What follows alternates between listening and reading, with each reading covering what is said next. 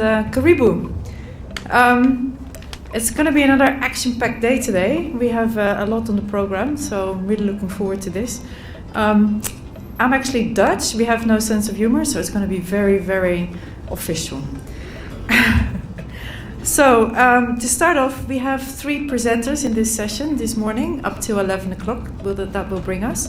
The presenters will each have about 25 minutes for their presentations, and then I would like to keep the questions for afterwards. So, if you all can write down the questions you have, and then at the end of the session, we'll come around with the microphone to answer all the questions. I also hope, by the way, that you enjoyed your cocktails last night. I think there's a few seats missing, people that couldn't make it today. It must have been a fun night. Right, so without further ado, we're going to start with introducing the first of our 3 presenters. With us, and starting this morning, is Dr. Evan Thomas. He is director of the Mortensen Center at the University of Colorado, Boulder, Colorado. Evan has a PhD in aerospace engineering sciences from the University of Colorado at Boulder. He is also a registered professional engineer and has a master's in public health from the Oregon Health and Science University. Evan's technical background is in water and air testing and treatment applied in developing communities through the operational spacecraft. He founded SweetSense Inc., which is supported by USAID and the National Science Foundation, to develop and apply satellite connected sensors monitoring drinking water services. So a really important field. With that, I'm going to ask Dr. Evan to come and take the stand. Thank you.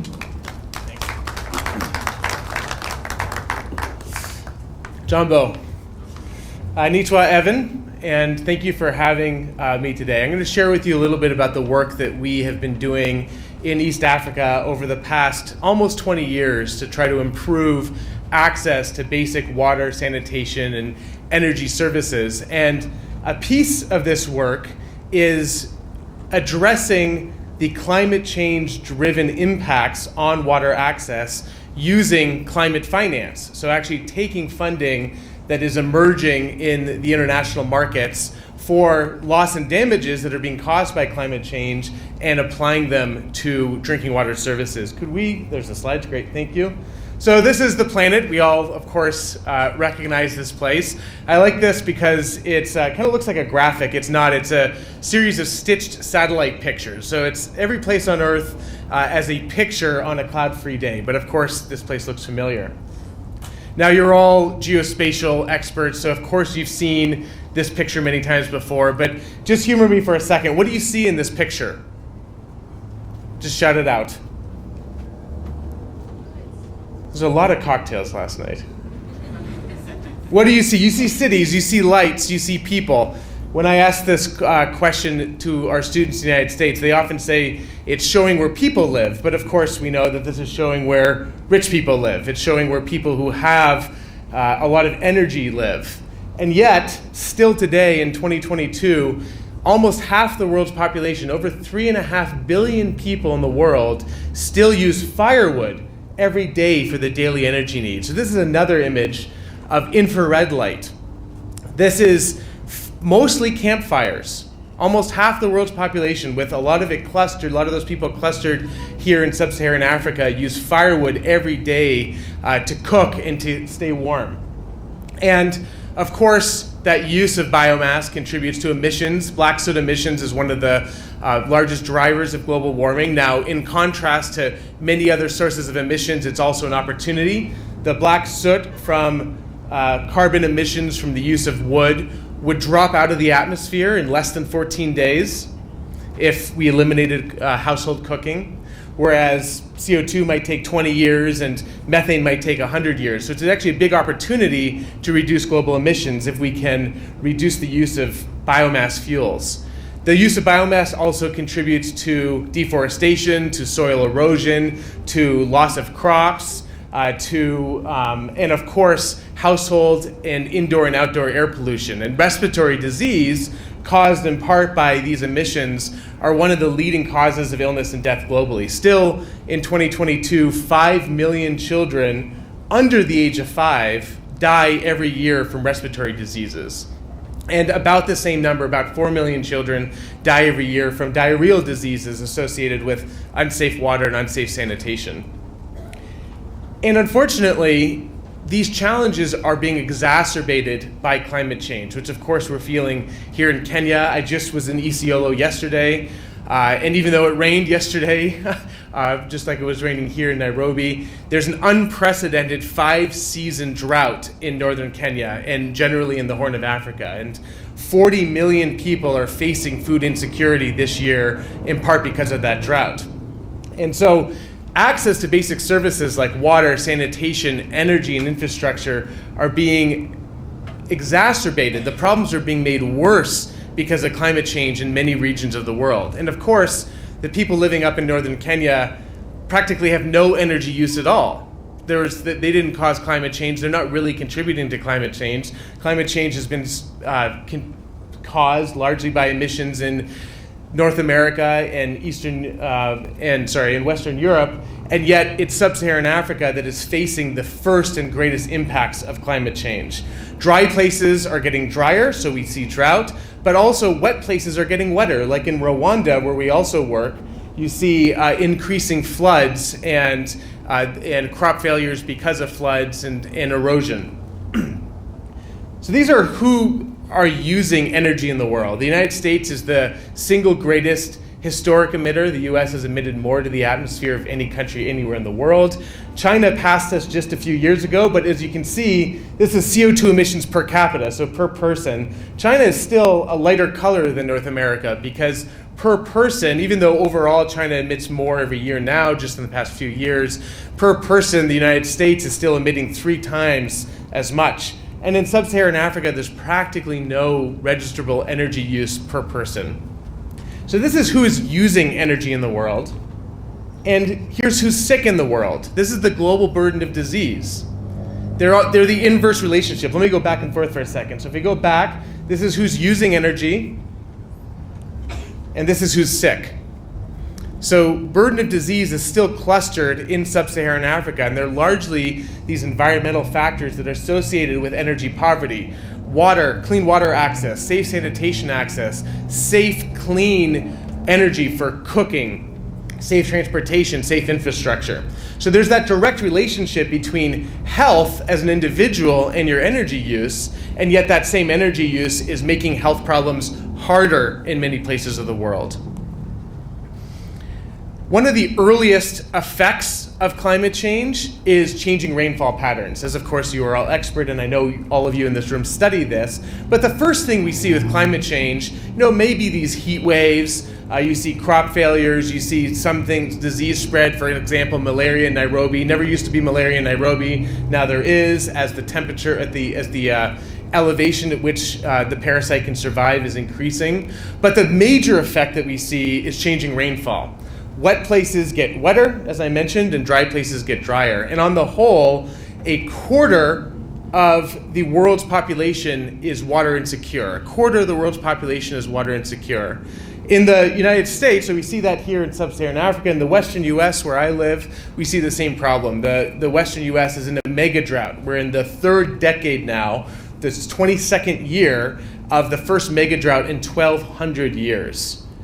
And we have about 40 million people relying on surface water in the Western US, and that water is drying up.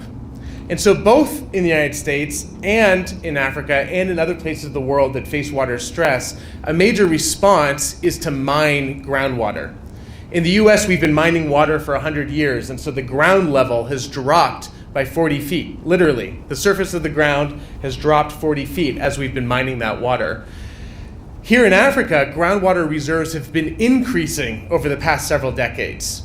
There's only I think the numbers are only 3% of agriculture is irrigated in sub-Saharan Africa, and only 5% of that water is groundwater irrigated. So it's a relatively untapped resource. Now, of course, we don't want to go just mine all that water and exploit it, but it is a resource for mitigating the impacts of changing rainfall.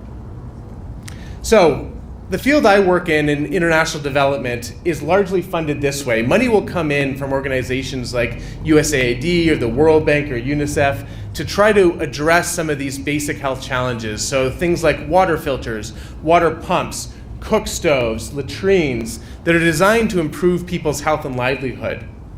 But with this funding model where an organization might apply for a grant, implement a project, dig boreholes. Thousands of boreholes have been dug in northern Kenya in the past 10 years by international development agencies.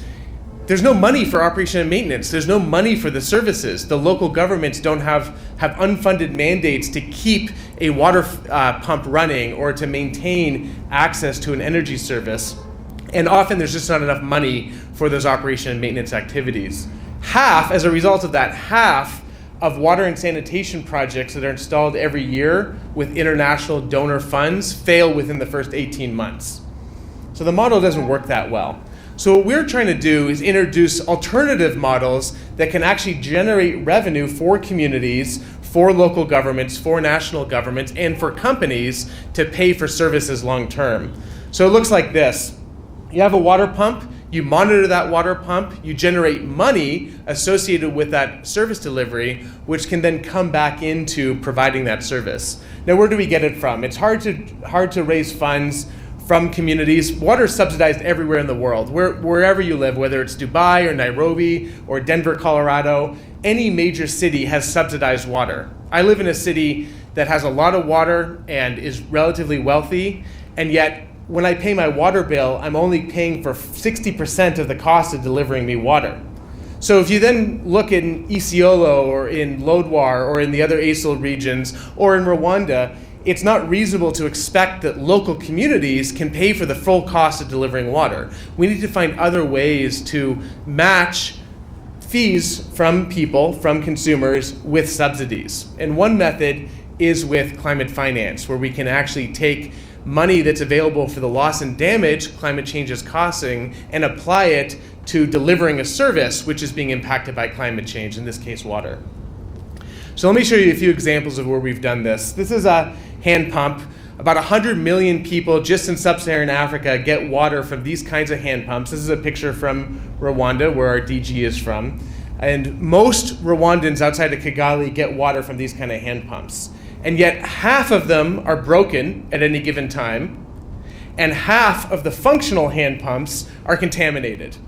So out of all of the people that might live nearby a hand pump, only a quarter of them are accessing clean water.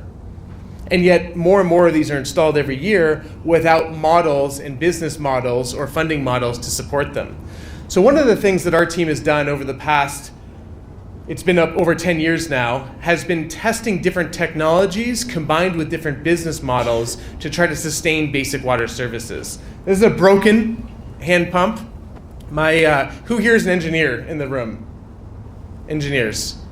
Okay, so that's a relief. My students, who are all engineers, will say, I can invent a better water pump. The problem must be the design of the water pump. The problem is not the design of the water pump, the problem is the design of the service. So how do we create incentives to maintain these water pumps? One of the methods we applied is satellite and cellular connected sensors that we've installed on, at this point, hundreds of pumps in Uganda, in Kenya, in Ethiopia, in Rwanda, Nigeria, Sierra Leone, all over the place, to monitor when the pump is working, to identify when the pump is broken, and when our sensor says a pump is broken, we deploy a technician. So you go out there like an ambulance service and repair that pump. And we've done a number of studies all over the place with this type of infrastructure and seen some pretty substantial impacts on water access. In this study in Rwanda from a few years ago, when a pump was broken, it was typically broken for over 200 days. So more than half the year, a pump would be broken, and only about half of the pumps were working at any given time. When we use sensor technology to identify a broken pump and go and fix it, the repair interval was dropped to 20 days, and average functionality was brought to 90%. And in another study in Western province here, out in Kisumu, we did a study where we applied the same technology, but we added in machine learning. So we brought in data on precipitation, we brought in data, other geospatial data like population density, and looked at trends over time and applied a machine learning model. Using the machine learning model, we could actually predict when a water pump would break. So we could forecast a week ahead of time that a pump was about to break, a tire pressure warning light for a hand pump, and go and get functionality to over 99%. So we've now taken this concept to scale here in Kenya. This is our program, the Drought Resilience Impact Platform, which has been funded over the past 7 or 8 years by USAID, the US National Science Foundation, NASA, and we do this work in partnership with RCMRD and our colleagues here in the room and the Millennium Water Alliance here in Kenya, where we are focused on deep groundwater boreholes. These are no longer hand pumps. These are deep groundwater boreholes that provide emergency water access during times of drought here in the ASIL regions. Dennis Macharia is one of our co-investigator on this, who's here at RCMRD. He's also a PhD student with us at the University of Colorado, so this picture's just from yesterday in the field in Isiolo, but showing off both his RCMRD and his University of Colorado pride. And these are the type of infrastructure. So these are generally PV-powered, deep groundwater boreholes, sometimes over 100 meters or even 200 meters deep, providing water to about 1,000 people and perhaps thousands of livestock per water point. And yet, while there are thousands of these up in northern Kenya, and we've also done this work in Afar, Ethiopia, and Somali region, Ethiopia, about 40% of them are broken right now. So about 40% of these water points are broken and people don't have access to water. And this creates drought emergencies. People are displaced, livestock die. Any irrigation that is happening results in crop failure. People are displaced, people are moving around, and it creates emergencies where people don't have water access. So the goal of this initiative, and with all the partners, is fundamentally to maintain these water pumps. Can we keep these pumps running during peak drought? So this is our monitoring network. We have over 4 million people's water supplies we are currently monitoring with these satellite-connected sensors today. So we have about 230 sites in Kenya and another about 250 sites in Ethiopia. Our partner also includes FuseNet, the famine early warning system, that use our data as another indicator of drought risk and drought response. And the data that we generate is now being used in Kenya by the National Drought Management Authority. So we have 5 counties in northern Kenya that every month use our data to as part of their NDMA drought bulletins to advise where there is water access and where there's water demand. And this work was funded, as I mentioned, by the USAID and NASA SEVERE program, which puts us in partnership with RCMRD. This is another one of our data products where we actually take, let me go back a second, we take all of that sensor data, but then we add in rainfall data, greenness index, NDVI, we add in population density, we look at trends over time in all of those different indicators, and again, use machine learning to interpolate and forecast water demand. So this is one of our products hosted here at RCMRD, where we can forecast the demand for groundwater across the entire region. So this is looking 3 months out at the demand for groundwater based on the fusion of our sensor data with remote sensing data and modeling. And so this is the actual product that is used by NDMA and the county governments to forecast water demand in the region. So now we're bringing this all together into a business model as well. This is our theory of change. And I'll just narrate, you don't have to read the text, but you can just look at the images on the bottom. We monitor water access, both with sensors and remote sensing and modeling.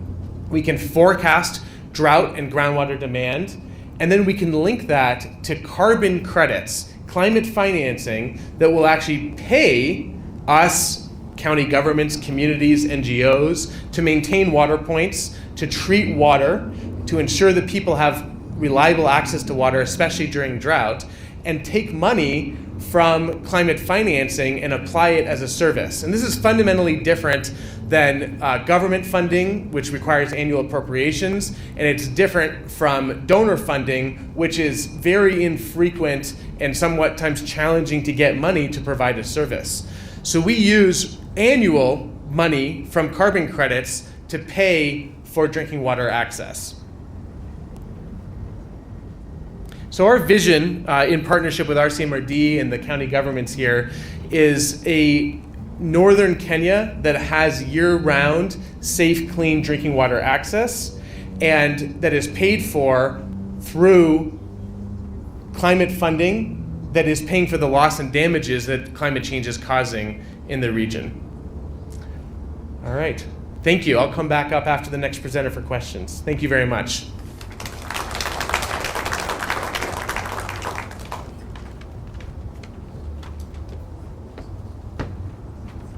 Thank you, Professor Evans. That was Professor Thompson. This was great.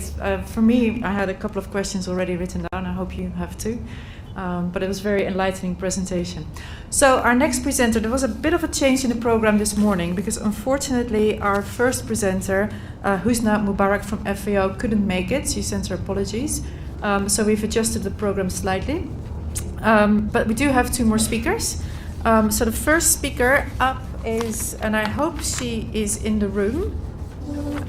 Monica, are you here? There you are. Right, before she comes up, Monica Antiga. Monica serves as the Regional Director, Eastern and Southern Africa, with the Humanitarian OpenStreetMap team.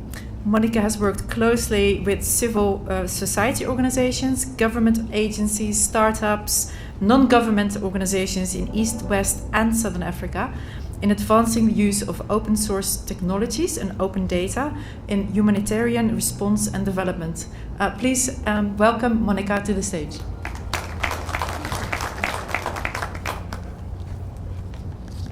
Good morning. All protocol observed. My name is Monica Ndega. I'm the Regional Director of the Open Mapping Hub with Humanitarian OpenStreetMap team. And it's an honor and a pleasure for me to be able to share the work that we do with organizations and with different partners and communities in order to advance their work through the use of open map data. I'm going to share briefly a bit of the work that we've done to support organizations around the concept of smart cities and sustainable cities.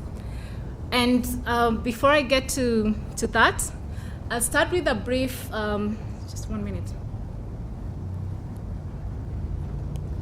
Yes, I'll start with a brief background of who we are as a humanitarian OpenStreetMap team. So we are an international NGO that's dedicated to humanitarian action and community development through open mapping. And our goal or our vision is to ensure that in each and every intervention that we have, that we are able to grow and develop communities that are having their needs addressed through mapping. The general citizens, humanitarian organizations can access and contribute to the OpenStreetMap, and that we can continuously contribute to high quality and validated open map data that's available and for use around different humanitarian and development issues. We're on a mission to strengthen the use of mapping as a tool in response. And we are doing this through a global campaign or global approach through 4 different hubs operating across 94 countries globally. The Eastern and Southern Africa hub is operating across 23 countries, and I'll be able to share briefly 2 of the projects that are really focused around the concept of smart cities shortly. So what is OpenStreetMap, and how do organizations, how do communities actually contribute to and use OpenStreetMap? OpenStreetMap is a collaborative project. Thank you. Okay. Good. OpenStreetMap is a collaborative project that allows contribution and data processing through 2 key processes. The first process is what we call remote mapping, and the second is what we call local mapping. So remote mapping essentially involves tracing buildings, tracing roads, tracing rivers using around satellite imagery, using web-based tools. And what I mean by local mapping is adding local knowledge to a map. So we have the key satellite imagery features that are already within the map, the buildings and the roads. But how do we take that to the next step of actually adding context, adding information that communities and organizations use in their everyday lives. So how do we add a school on a map? Yes. How do we add the attributes that have to do with the building, the status of the building, the accessibility of the road? That often needs the presence and the knowledge of local organization. That's what we call local knowledge. The process of remote mapping and local mapping is then tied together through what we call validation, which means, again, ensuring that the data is of high quality, that the data passes the basic standards of usable and reusable data. Our work is centered around 5 impact areas and what we call 17 priority areas. So naturally, this does present a very huge data challenge, especially when it comes to local mapping. There's a huge need to embrace open map data sources to fill some of those gaps. Around 26% of the indicators that we know around the Sustainable Development Goals actually do need maps and geodata in order to measure. Less than a third, for example, of the city dwellers in sub-Saharan Africa have access to convenient public transport. And our population growth, it's estimated that by 2050, Africa's urban areas will be home to an additional 950 million people globally. The statistics look daunting, or it means that there is quite a lot of work that needs to be done in order to tie and to deliver programming or to deliver projects that actually can cover and ensure that the gap doesn't keep widening up. But it's also very encouraging that globally we are also seeing more and more countries actually adopting the concept of having local disaster risk reduction strategies, which means this is opening up an opportunity for community organizations, for development organizations like OpenStreetMap to partner and to be able to widen, to stop the widening of any gaps around data sources. I briefly mentioned that we are really focused on a few of the SDGs. And one of the key Sustainable Development Goals that OpenStreetMap is directly supporting or continues to directly support is around the sustainable cities and communities. One of the things that is really central or core is that we are clear on what we need to measure, we are clear on what we need to map, but these processes often mean that we need people to actually validate that data. So how do we accurately determine that the data on the ground around, say, water-related issues is actually current, is consistently updated? This means that, again, we bring in the concept of community mapping, we bring in the concept of having different organizations doing local validation of the data. The second key area that we are really keen on is around the proportion, for example, of rural populations that live within access to certain facilities, access to certain key infrastructure. If you're talking of access to an all-season road, again, it actually means that there is a lot more that goes into that process. It means to know we need to know where this road is, we need to know what the road is actually used for, and we need to know how frequently people use that road. We need the metadata around that. I'll briefly talk through one of the key projects that we're implementing in Kenya, which is the flood risk planning in Nakuru. We're working together with, apologies for that. We're working together with the Nakuru City Board, the Microsoft AI for Social Good initiative, and the OpenStreetMap communities in Kenya. Through the project, we've been able to add over 5 million buildings onto OpenStreetMap.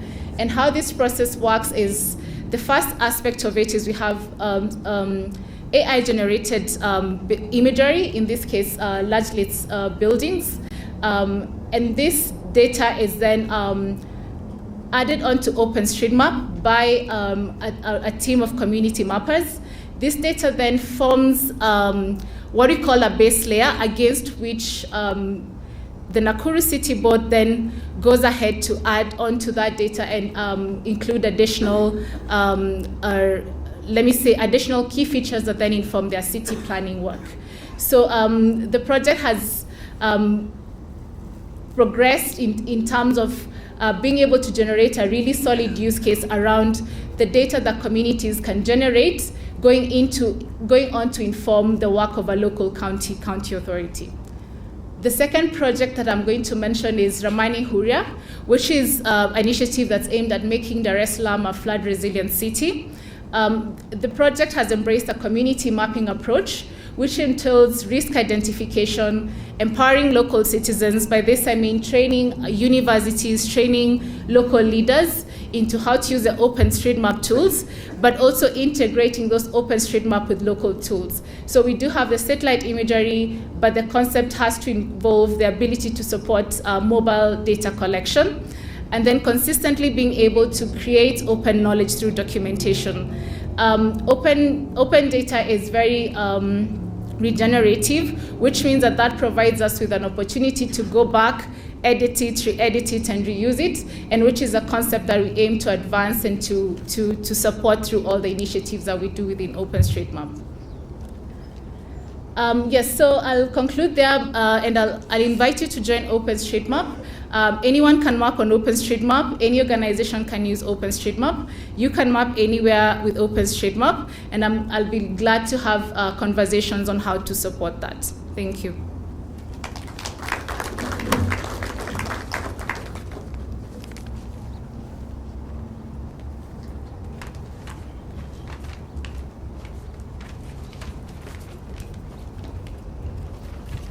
Thank you very much, Monica. That was a great presentation. Can we give another round of applause, please? Thank you.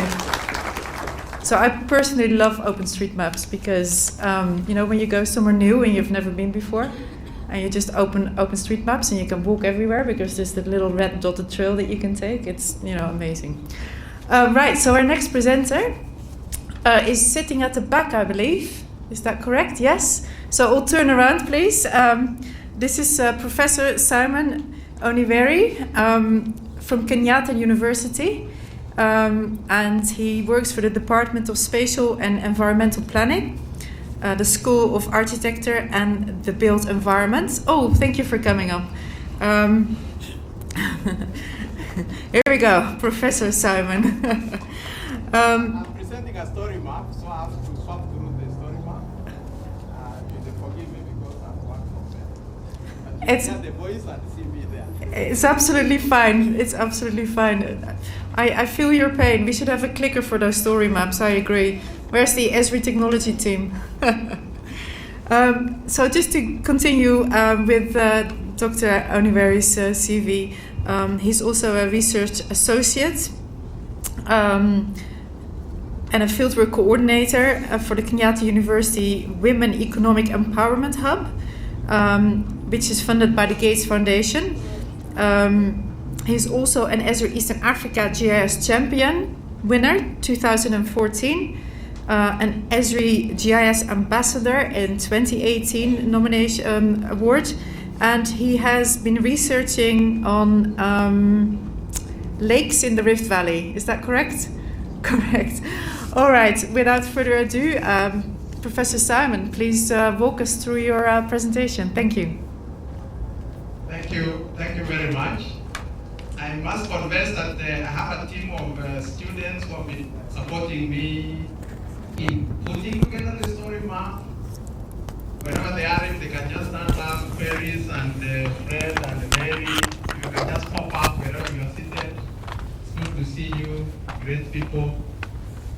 Just pop up where you are. Ferris at the far end. Ferris, where's Ferris? And Fred. Okay, wherever they are. Thank you very much. Thank you. They helped me put together the story map. I'll proceed to take you through the Rift Valley Lakes level rise, and specifically focusing on the biophysical and ecological dilemma in Lake Baringo, Bogoria area. I hope you are aware of what has been going on in the Rift Valley. I'm also hoping you are aware of the Rift Lake systems in the Rift Valley. They are actually divided into 3 blocks in Kenya. The first block is what we call the Turkana Basin block, has Lake Turkana, Lake Logipi, and Lake Baringo here. And the second block is what we call the Central Basin. It has Lake Bogoria, Nakuru, Elementaita, and Naivasha, and some other lakes at the top here. And then the last of these blocks is what we call the Magadi Basin, which also includes the Natron Basin in Tanzania. So this is how the lakes are organized, and all of them, as was mentioned maybe in other forums, have been experiencing lake level rise for the since 2010, let me say.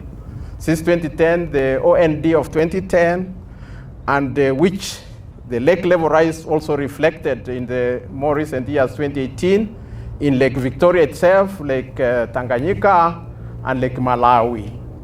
So this is an experience of that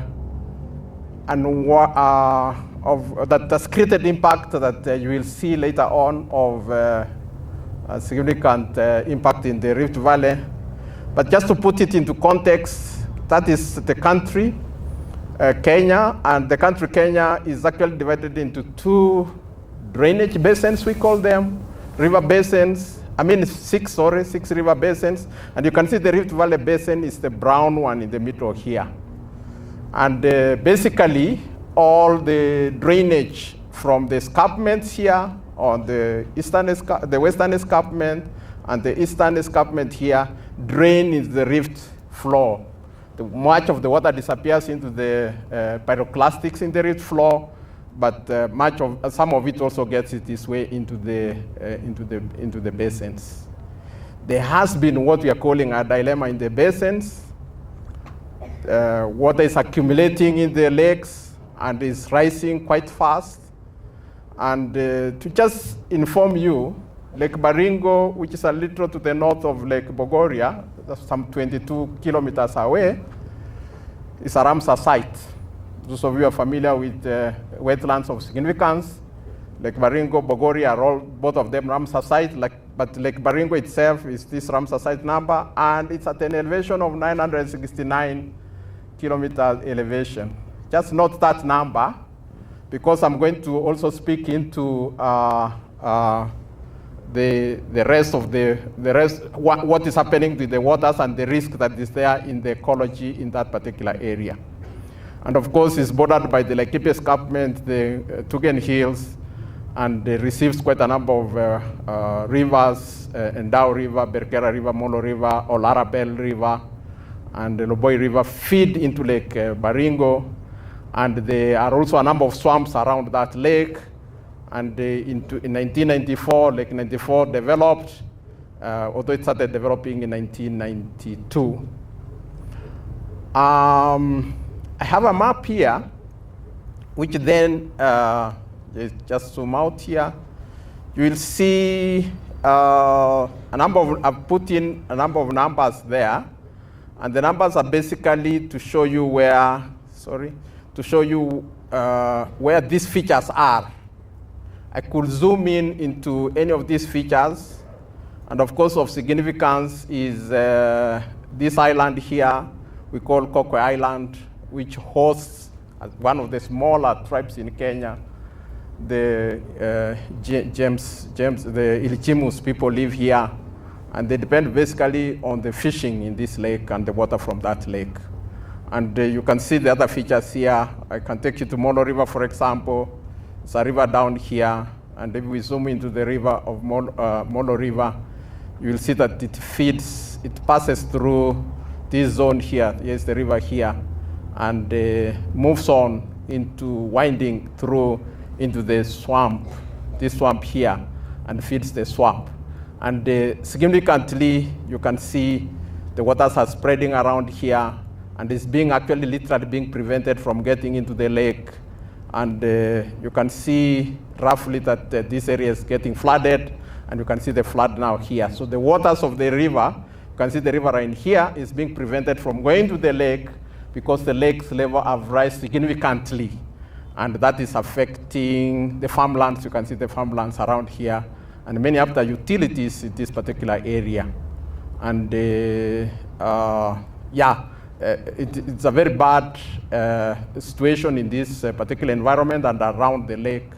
as again you will see later when we look into this.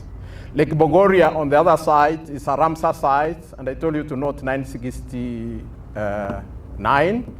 It has 991 meters above sea level, which means the lake is higher by some meters. And of course, if there is a flow, much of the flow will be from that lake into Lake Baringo. Significant in this lake is a saline lake hosting about 4 million flamingos plus. And of course, with the filling of the lake with the fresh water, the algae that feeds the flamingos are no longer doing so, and there is a challenge in the algae in that area. And again, just to put into context the lake, here you have the lake here. You have a number of numbers I've selected to just show you various features. And I can just take you to Waseges River here, for example, and then zoom through. The link will be provided to you, and you can share. You can go through this story map in the manner I'm doing, and you can see number 5 here, which is Kisibor Swamp, and you can see this lake is actually moving towards Kisibor Swamp. Here, you can see the dark area, so it has filled up and flowed into Kisibor Swamp, and literally is attempting to flow into this other swamp here. And that's an ecological problem because the lake is saline, alkaline in nature.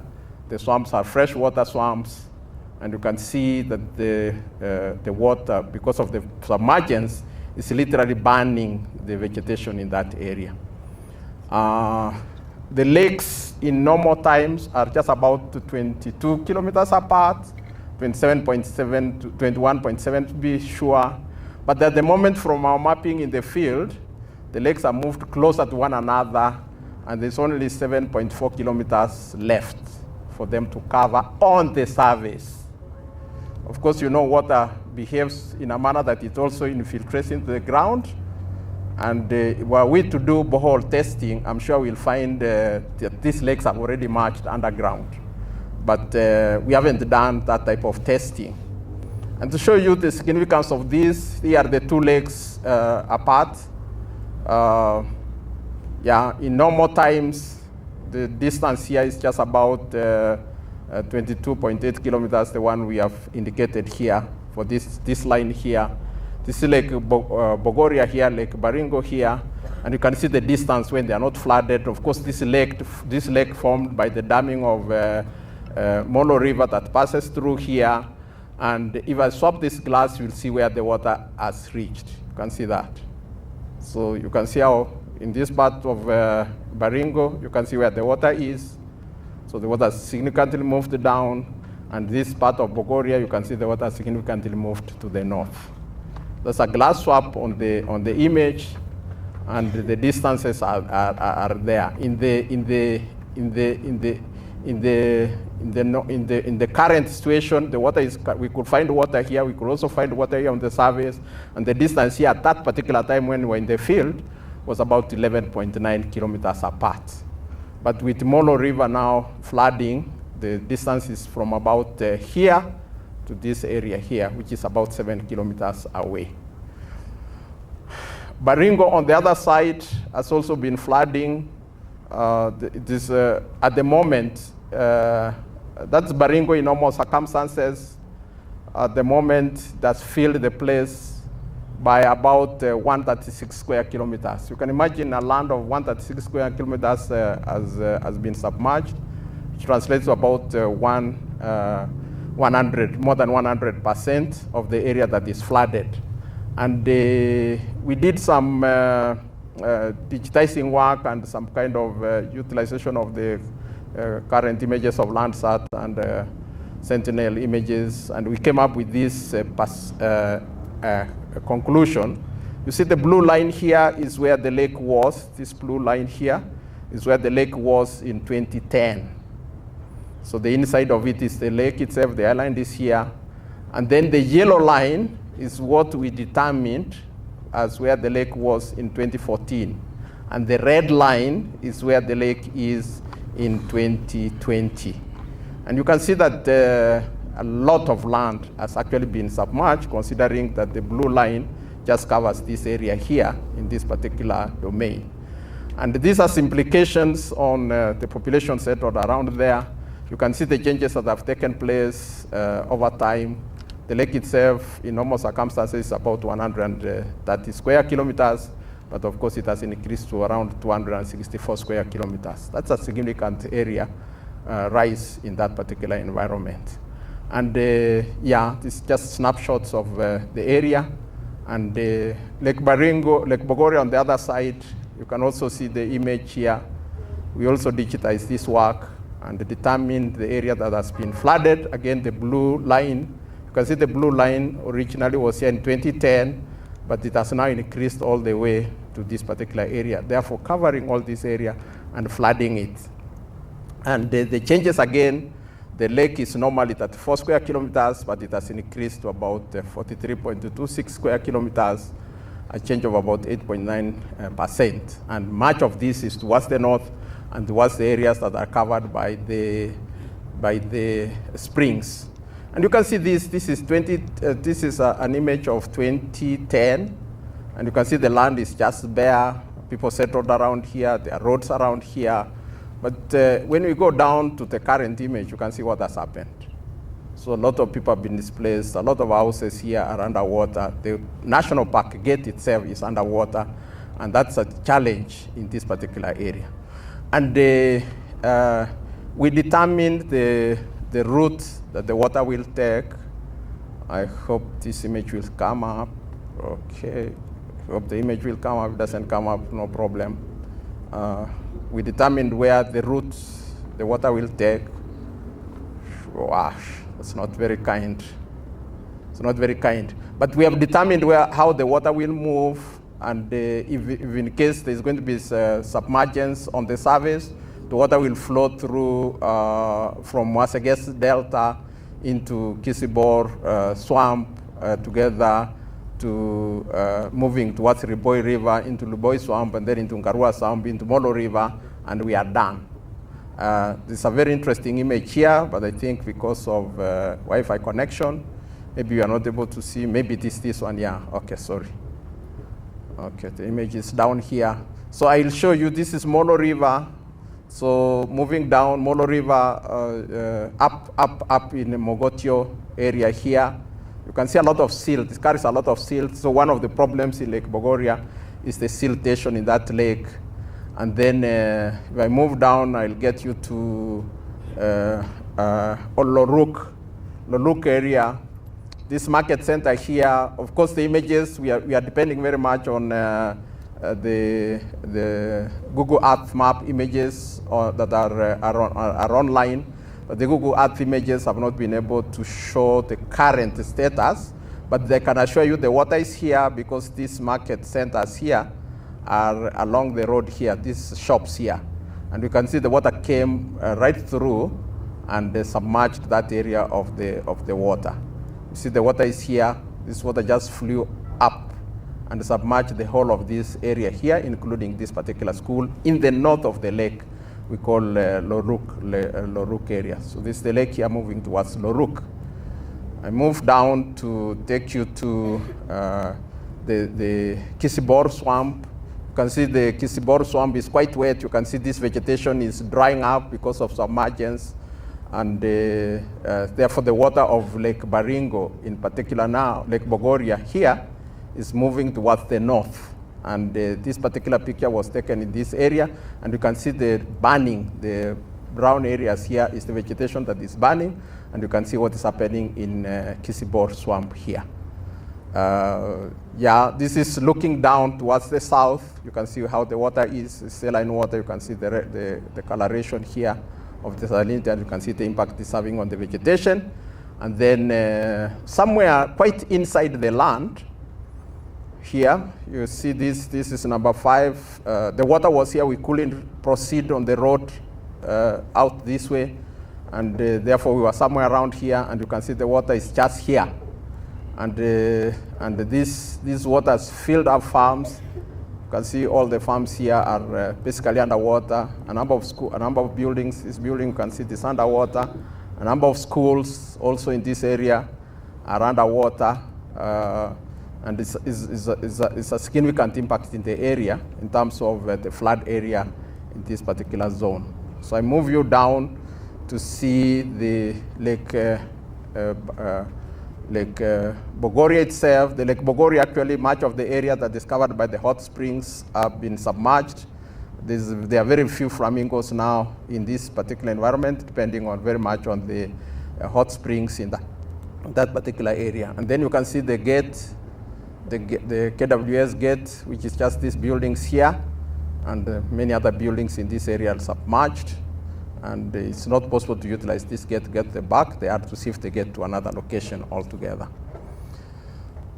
Wow, that's a bad situation in that part of the Rift Valley. And we have determined, of course, that the OND has significantly been receiving good amount of rainfall, especially in the western part of the Rift. The same with the MAM in the various years. And of course, the increased discharge from the runoff is also leading to increased discharge in the springs, and this is what is leading into the lakes filling up with water. There's also quite a bit of sedimentation you saw from the character of the rivers, and this is attributed to the catchment degradation, of course, increased pavement because of the settlement of the people and the farming activities that are taking place, are also some of the challenges that are there. So some graphs here to just show you the rainfall variability in this area. There has been, normally in some months we don't get rainfall at all, but this particular period we got quite a bit of rainfall throughout the period. And you can see that there is no month that did not have rainfall. And yet in the previous times, we have some months which don't have rainfall at all. And of course, the impacts are much. There are a lot of impacts here. The number of households that have been displaced are about 3,087, maybe more. Just counting the household, actually, these are the households that have been displaced. So if you imagine a household has 5 children, I don't know, the people there could be having up to 7 children anyway. You can multiply that and you'll see we are talking about 20,000 people who have been displaced. 24 schools, learning institutions have been affected. At least 10 schools were completely submerged underwater, and 14 of them are partially submerged. And of course, you can't learn in such a learning environment, and the children had to be displaced to other schools. And with the distances, we fear that most of the children may actually not be going to school at all. You heard the story of Marigat 2-3 days ago. There was a flood in Marigat area there, but we also know that Marigat-Karandi Road is submerged as you go along the shores of the lake. Electricity lines are also underwater in various villages in that area. Health facilities are underwater in that area, at least 12 of them we counted. And of course, the magnificent tourist hotels in that area are also underwater. And some pictorial here to just help you see what we are talking about. This is one of the hotels here, the Soy Hotel. You can see this actually underwater. By the way, this is the first floor. This water is at the first floor because this is the second floor and this is the third floor. And you can see the kibanda near the lake is submerged. The fisheries department, offices, and very many other buildings, you can see the effect that this has had. And the team proposes a number of intervention measures. Those who wish to support this particular community, they need food, they need shelter, they need emergency health services. They face impacts of snake bites and also other wildlife like hippopotamus and crocodiles are also moving towards now where the limited space where these people are living, and it's creating a problem on them. There is need, of course, to go through a process for livelihood restoration and jumpstart businesses and other activities in that area. This is a medium-term activity, depending on whether the people have determined the maximum area where it has been flooded. And of course, in the long term, we need to replan this area and, of course, institute measures to ensure that people don't settle in the riparian areas of the lakes. That's a policy issue, and we hope that we will continue engaging so that the government of the day can also look into this problem. The lake waters have not gone back, by the way, so the waters are still where they were, as you saw in the chambers, and that's how it is.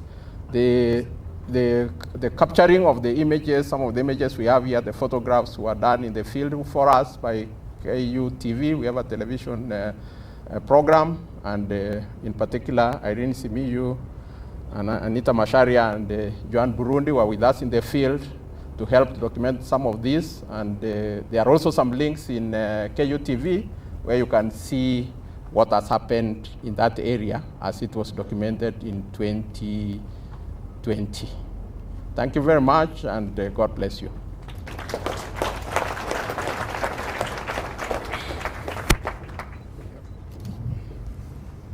Thank you very much, Professor. That was a great presentation. And also, student, thank you very much for helping create the story map. It was great. What I really liked about this is it's geology and geography that we're talking about here. And of course, geology rocks, but geography is where it's at. Okay? So I'll try another one. Being Dutch, you know, no sense of humor, I have to rely on jokes from a website, so here we go. So what did the tectonic plates say when they bumped into each other? My fault, sorry. Anyway, so this was the three presentations. We had some really fantastic presentations, all showcasing.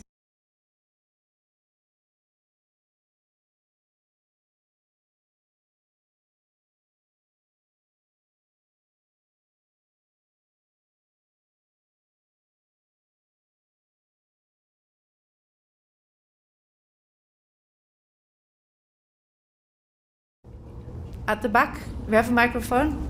Yeah? Okay, so at the back, we have a microphone. So can I ask the presenters to come back here? And yeah, then we can get started. So please, if you have a question, raise your hand and let us know who you are and who the question is for, please. We have some hands being raised here in the front. This gentleman here was the first one, and I think we have quite some time. So if something pops onto your mind while we're talking, we have another at least 15 minutes for questions, so we're good on time. And please come here. Over here.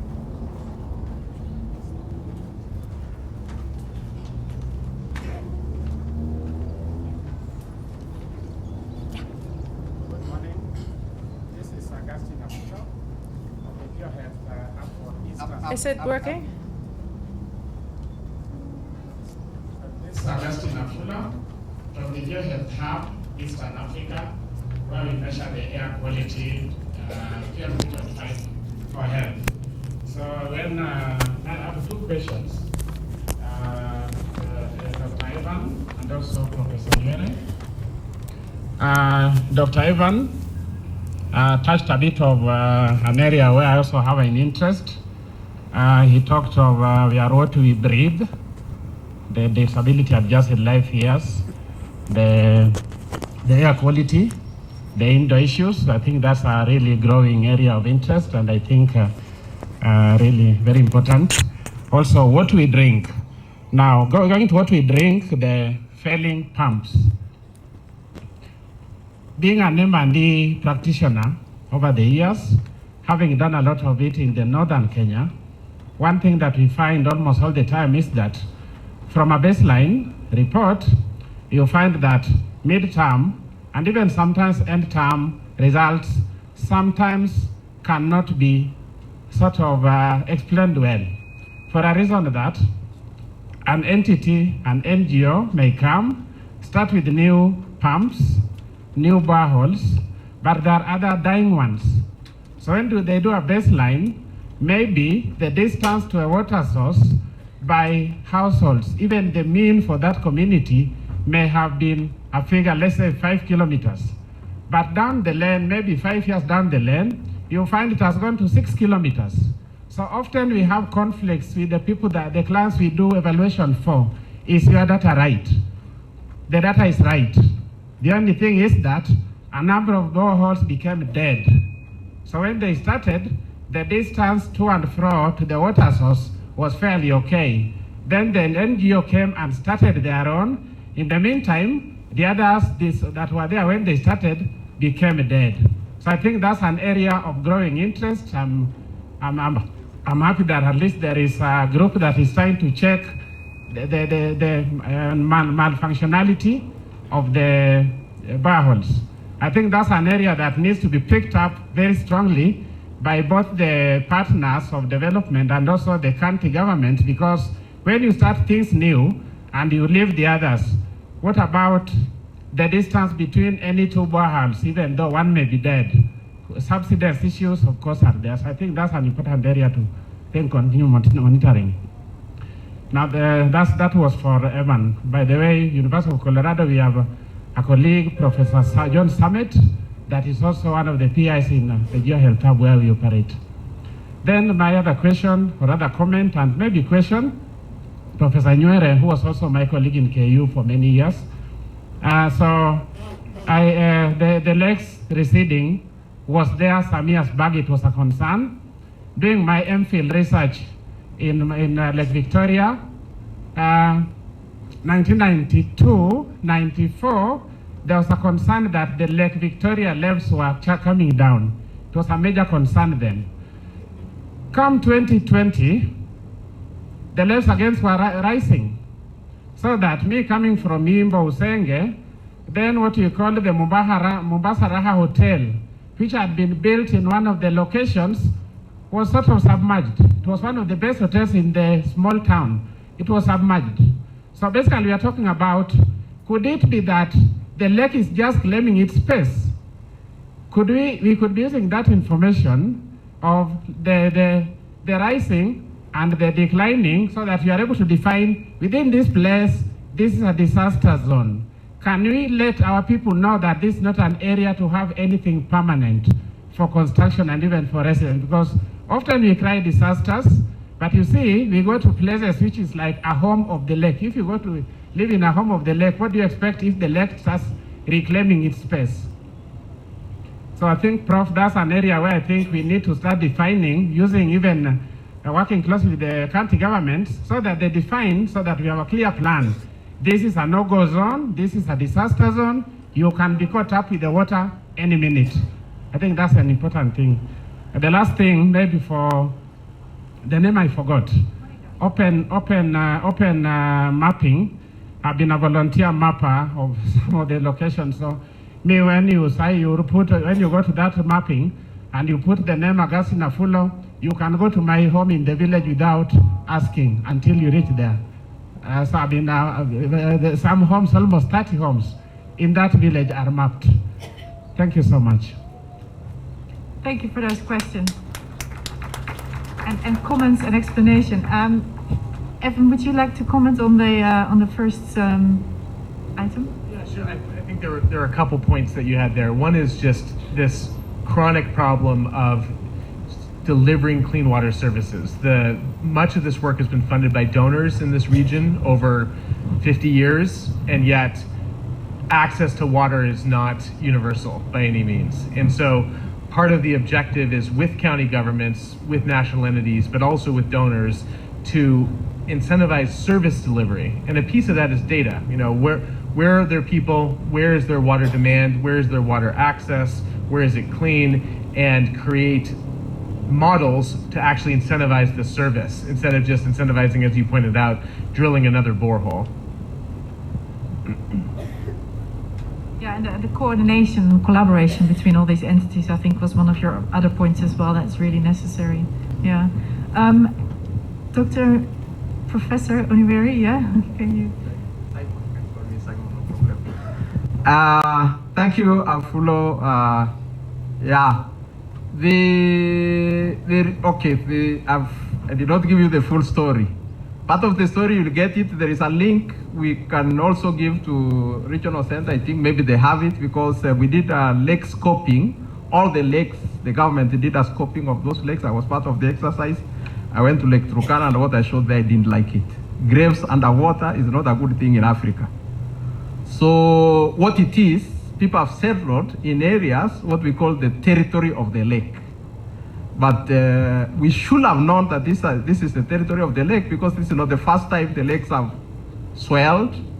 In a 50-year cycle, we call it, 1901, going all the way to almost 1993, 1903. There is a record of the lakes flooding, actually, at that time, by the explorers who were here. And then in 1962, when we just got independence, all the way to 1964, there was a reporting of the flooding of all the lakes in the Rift Valley. And now, in 2009, 2010, I can tell you I actually went to the lakes because I was worried about the lakes dying. So a very nice mapping of the lakes at their status when they were at their lowest. Almost everybody was saying that the lakes are dying. The only thing that happened is that in 2012, I went to Baringo to do another activity related to health. Communities are consuming borehole water, but the borehole water have elevated the fluoride. And when I was having a community meeting, as I approached my project to start it, they tell me, wait a minute, we are not interested in the boreholes or the fresh water. What we want to know is where the water that has come into our homes and schools is coming from. You know, I had no idea whatsoever. And this is the value of satellite images. So I said, okay, I don't know, can you take me there? They took me to one of the schools called Salabani, and the water was there in the classrooms, and these pupils were not in the classrooms. So we stopped doing that project, came back, and started looking at the images backwards, time series backwards. And we found actually the lake started rising in the October, November, December of 2010. And since then, they have not stopped. So this is true. Many of the magnificent establishments, Lake Baringo was the first one. Lake Baringo Lodge was the first one to actually, and Roberts Camp were the first one to get underwater. And when you're talking about getting underwater, it's not the type of thing you saw. When you go, if you go to Lake Baringo right now, the only thing you'll see is the top of the chimney. So the top of the chimney will be something like a distance of how much? I have no idea. Maybe 10 meters, something like that, the top of the chimney. You know, you measure the house up to the ring beam, then you measure the roof that is over like this, and then you measure the chimney that must stick out. Those particular hotels are submerged up to the top of the ceiling. That's a significant amount of water that has filled the lake.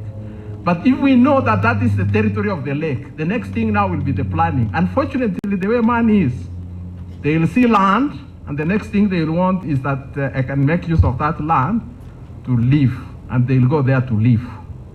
And this is a high time the government started implementing riparian zone management programs that ensures that the people use the riparian areas for the right thing. But I didn't mention the entire vegetation community in those areas that have been submerged is all dead. All the yellowleaf acacia is dead. And anything that used to rely on those vegetation for life moved away or died if they could not move away. That's an ecological issue, and those of you students who are interested in issues of ecology, ecological damage, and things like that, there you are. I just gave you information where problems are, and you can go there and explore more about one of the issues in that problem. Thank you. Yes, Monica, please. I think the addition that I could make, which you pointed out to, is accepting that there are huge variations to the challenges and the problems, particularly when it comes to the validation of the data. And one of the hard realities is when it comes to local knowledge, which is essentially what will get you the details of, or will get you querying the number of buildings added on a map, whether they actually exist, whether they're usable, whether they have doors, is quite controversial in the sense that we rely on human capital, and some of the constraints around that is that it's largely voluntary based when it's an initiative that's not owned by a local community. So what that means is you're introducing time constraints as a factor to continuously keep monitoring and keeping updating the different amenities and village names that you have. So that's a harsh reality, which means again the need for local for communities that actually live in those areas being trained, being involved in the actual data collection, in the actual mapping, Otherwise, there is often a tendency that we will have data that's a bit disconnected, and also just accepting the reality that different programming comes in with different goals and different needs, which is what the local teams can actually bridge. So thank you for raising that. Thank you very much, presenters. We have time for a couple more questions. I think there was a question earlier. Yeah. Oh, there's a few. Ladies first, I would say. I'll take it. Thank you very much, presenters, for some very inspiring presentations there. My name is Georgina. I work with a non-profit, TomorrowNow.org. We leverage transformational philanthropy to connect next generation weather technologies, climate technologies with communities most in need.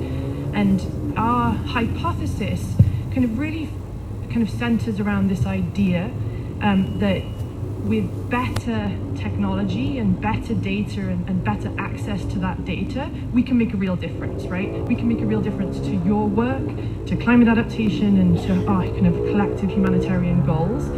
And the reason that I'm standing here sharing that hypothesis with you is that it is a hypothesis, and there is huge amounts of investment going into improving the quality of data and access, especially for weather, at a public level through national Met services, at the private sector around the world, as well as humanitarian international development agencies pouring money into this problem, because we all know it's important.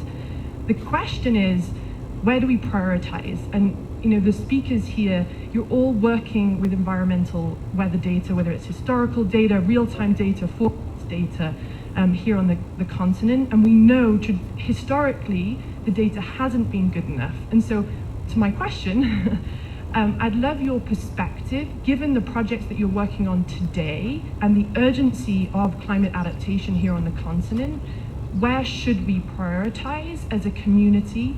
And I'm sure that there's many innovators in this room who could benefit from that answer. Thank you. Thank you very much for that question. It's an important one. Evan, do you want to? I have a quick comment. As you mentioned, data is important. Everyone in here, these are a bunch of data geeks, right? So we all love technology, we all love data, and of course we all know that data quality matters, that the cost of accessing the data matters, that the decision support tools that are created is what ultimately, also really matters. What we found repeatedly, and I'm sure you have too, is that unless the stakeholder that you're targeting actually has a budget and a mandate and an incentive to act on the data, then all we have is the storybook, right? Or our map showing where there's water demand or a broken water pump, but nobody that can go out and act on it. Even if people want to, and that the data is useful to them for planning purposes, unless there is funding, an incentive with funding attached to go act on the data, we generate a lot of maps and we generate a lot of reports, but we don't necessarily generate a lot of action. And so, we've, in our particular little niche of this problem, have really focused on, what data is useful to the people that have the money to act on the data. Yeah, go ahead. Okay. The truth is, government entities have departments that are actually meant to collect some data. For example, KMD collects rainfall information, and we should already be knowing what's happening with the rainfall dynamics and so on. The data is there, but the issues of data access and availability is actually one of the problems. I know the regional center, and I've been around Emmanuel for a while. I started working in the regional center way back in, not working, as a student. I came to the regional center way back in 1988. That's a long time ago. And I know the USGS has been investing in providing us with Earth observation data. And there is Earth observation data as way back as you can think of 1972. But maybe some of you will just say, oh, that's very low resolution, I need something else.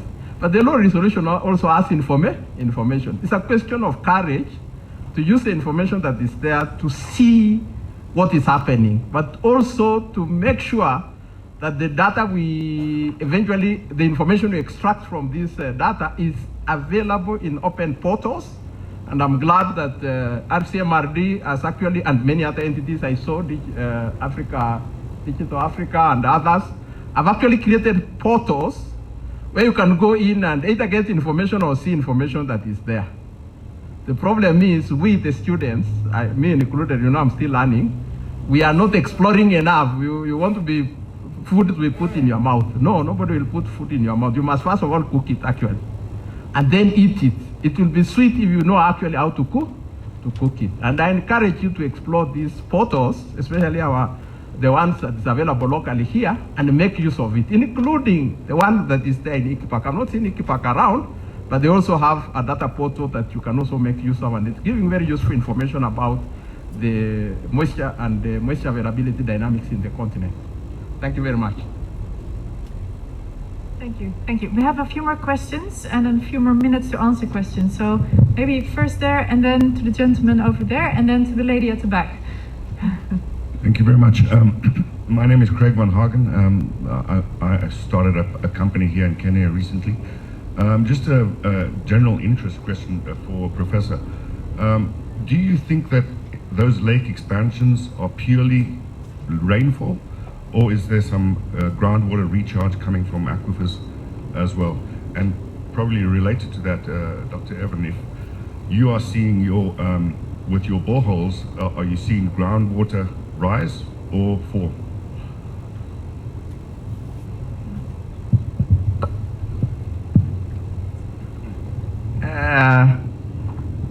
Fortunately, I'm a geologist actually. I didn't tell you that. I didn't give you the background. I have a PhD in geology, and in particular, I have a PhD in structural remote sensing geology. So the issues of how the structures and rifting in the Rift Valley behaves and what it will do is now the question we are raising. Is this a question of plate tectonics that is creating some kind of pressure of underground water and so on and so on? If that happened, if actually that happened, what will happen is that the first thing we'll see increased fumaroles coming out, heated water coming up, and we have not seen that. Of course, there has been a lot of doubt whether the rainfall will have this significant impact. The truth is, when you are in Nairobi and you are the eastern part of the country now, you will just, if somebody tells you that there is water filling up the lakes, you will just dismiss him with finality. But we have a link, because one of the things that led the government to go to the lakes was the fact that Takwel Dam was just there. It was remaining half a meter to flow over, and they had no idea what will happen. And given that the previous year, 2019, the Takwel River behaved in a way that it actually flew through the Lodwar town, and it was marvelous to see the flow through the town. But it was a disaster, but nobody died because it happened at 5. And it happened at night, everybody would have just been swept away. So we thank God for that. But the reality is, from that observation, then we put in place a mechanism of getting a report of the level gauging in Takwel. And you know what? The level gauging in Takwel went that when the rain stopped. In the last 2 months, the rains have been there, but the lake level rise is now going in very big jumps in Takwel Dam. And it's actually moving up very fast. Although if it stops raining, you will just see. So I don't need to be told that it is raining in Western Kenya or not. I just need to look at the data that is sent to us every day at 6 in the morning and 6 in the evening. And I'm able to see that it is raining in the western part of the country, whether it is in Uganda or wherever, it doesn't really matter. I know it is raining there. And I know it is a lot from the amount that is filling up. But I also know that the water is leaving the catchment very fast. Because if it rains today, I should not see the signal tomorrow in the lake, unless the water is moving very fast. So there is the issue of also land degradation. So all this combined, we concluded there could be some tectonic problems, but they are not significant enough to create the type of level rise that we are seeing. But also the quality of the water. When you mention the quality of the water, there is no evidence that there is juvenile water, if you understand what I mean, young water in the system at all because it will come with certain isotopes. Those isotopes are not there. So what we are seeing is actually terrestrial runoff from the silt. You can actually see even where the silt is coming from. Thank you very much. Very briefly, Yeah, so we have 2 more questions. Sure, just quickly on the groundwater piece. It's a big data, it's a significant data challenge. Groundwater is not easily detected with remote sensing. We have GRACE that can tell you, 400 square kilometer resolution, and the GRACE satellite has been useful in revealing that groundwater reserves have been increasing on the continent over the past 20 years. But that's a really gross indicator, right? That's across the entire continent. We know groundwater reserves are increasing. And it kind of makes sense. It's not being used very much. Locally, there's obviously local drawdown issues. There's salinity issues. There's fluoride issues. There's microbial contamination issues with shallow surface water sources. And there's very little data. There are very few pressure divers in northern Kenya, or really in the region at all, telling us on a telemetry basis anything about groundwater health. So it's very data sparse. Thank you. So we have 2 more questions over there. The lady at the back and the gentleman. Okay, yeah, go for it, please. My name is Vincent Imala from the Directorate of Resource Survey and Remote Sensing. Thank you very much, Professor Onyore, for the wonderful presentation. And this is actually an activity, the scoping mission, in which actually DRCRS participated fully as far as remote sensing and satellite image analysis is concerned.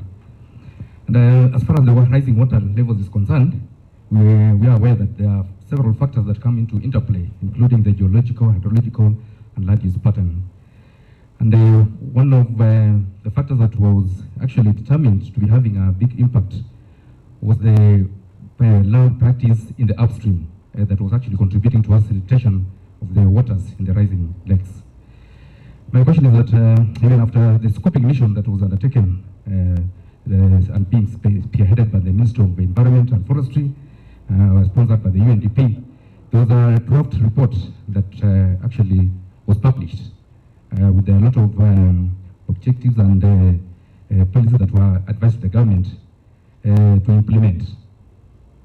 So I believe that so far nothing has been done with regard to understanding, first of all, the impact, the adverse effect of these rising water levels. What's the position so far? Because we have seen Nakuru County that so far has earmarked a program to demarcate the levels of the rising waters. What has happened to these other counties in which the scoping mission was undertaken? Actually, that's where science meets policy. Thank you.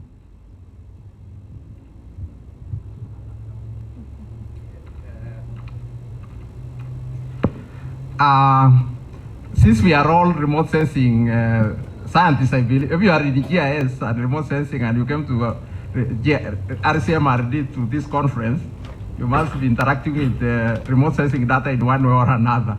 Please go to Google app, put on the time series bar, and go through all the lakes from whichever time and see the changes and the impact these lakes are having in the ecosystem.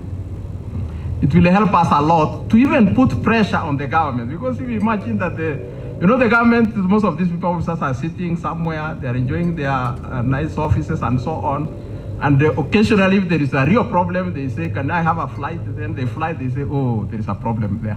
And then they go and they sit again. So I was part of the scoping of the lakes by the Ministry of Environment. It was a very intense exercise and it brought in a lot of data, a lot of information, supported by UNDP and USAID. Actually, it was part of the teams that supported this program. The government itself supported the program. And there were teams of almost 10 times 60 people, 60 researchers out there collecting data and information, documenting and giving proposals on it, what needs to be done. What happens after that, my friend, I have no idea, because we gave the report, it was given to the government, and right now my presentation might be putting some pressure on people, and that is good. So we must continue talking to put pressure on the government. Coming to what Lake Nakuru is doing, it may be a good thing, but also a publicity thing. Because Lake Nakuru, I don't know how much land is left. The entire riparian zone of Lake Nakuru was submerged, and I think there was a lot of pressure on buffaloes, and a lot of buffaloes died in that park anyway, this season around. All the flamingos just went away. There's not a single flamingo there. It has a larger population of flamingos than Lake Bogoria, by the way, but not a single flamingo is there now, or at least the period I was there. And that has a significant impact on the tourism in that area, because the tourism to that area is flamingo-based tourism. But the entire park and the entire infrastructure, road infrastructure in the park, is submerged to an extent that actually to get to the other side of Baboon Hills, you have to get out of the park and enter the Baboon Hills from outside the park. And since the water came to the villages outside the park, the territory of the lake is outside the park. Outside the park. Do you think the government will even have courage to say that this is the territory of the lake and we are expanding the boundary of the park and get the votes next time? It's going to be a problem. So there is a geopolitical problem that is related to, you have to balance the needs. I mean, you have to hide behind allowing people to use the resources, and then you get the votes, and that's the problem we have. If you have access to parliament, and if you have a minister, if the PSS who are coming, there's an opportunity to go and meet them now and tell them about these problems. Of course, yesterday I had a conversation with a close link to Jeboy, the Governor Jeboy now, and he said Governor Jeboy has visited the place and he says he wants to do something, and I was asked if I could now share the report that we did in 2013, 2014. And we'll do that. We'll go meet Governor Jeboy and tell him these are the issues. You don't have schools, 24 schools are gone. And what have you done? What will you do? Who do you want to assist you? It's up to him to ask for help. If you don't ask God for help, you never get help. If you don't ask another man for help, you never get help. Nobody will come and say, oh, I want to come and help you. You have to ask them. So we need to ask for help if we really need help. Thank you. Thank you. I mean, we can all do something about this by, tweeting some of the important work that has been presented here this morning, right? So by all means, tweet about this, and maybe we can get some more support for the cause here. We had one last question before break, so please. All right. Good morning. My question goes to Professor Onywere. Thank you so much for the insightful presentation. And we can clearly see there's a lot of ecological challenges that has resulted due to the rise in the lake levels. But my concern is about health. And I've remembered I forgot to introduce myself. I'm Bibian, and I work at Kemri Wellcome Trust. And I'd like to ask, from your research and observations, what are some of the health challenges that are facing these communities as a result of the rise of the lake level? Thank you.